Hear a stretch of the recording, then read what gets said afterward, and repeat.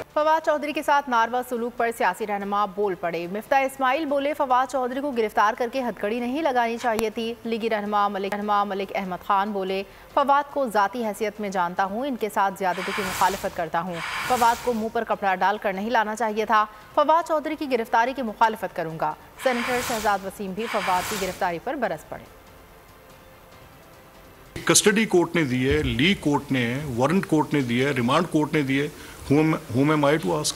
Election commission के रवैये पर उन्होंने एक तबसरा किया और किसी कानून को तो नहीं तोड़ा, मगर लगता है कि शायद इलेक्शन कमीशन का दिल टूट गया।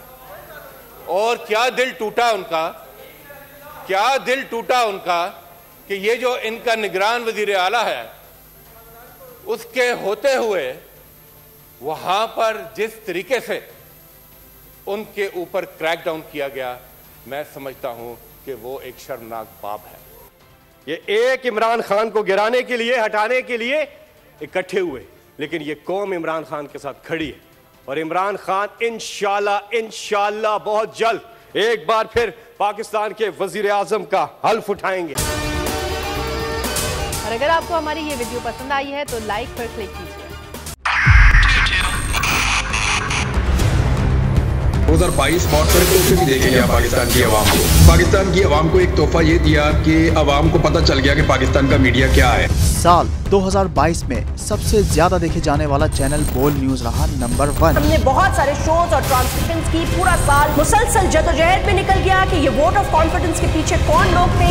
तोड़े रेटिंग के सभी रिकॉर्ड। सोशल मीडिया पर भी सबसे ज्यादा तेजी से 2.4 बिलियन व्यूज का संगे मील अबूर किया। एंकर्स को भी आवाम में सबसे ज्यादा मकबूलियत मिली और सोशल मीडिया पर भी बोल रहा सब पर भारी। सब्सक्राइब करें और बेल दबाएं ताकि कोई खबर रह न जाए।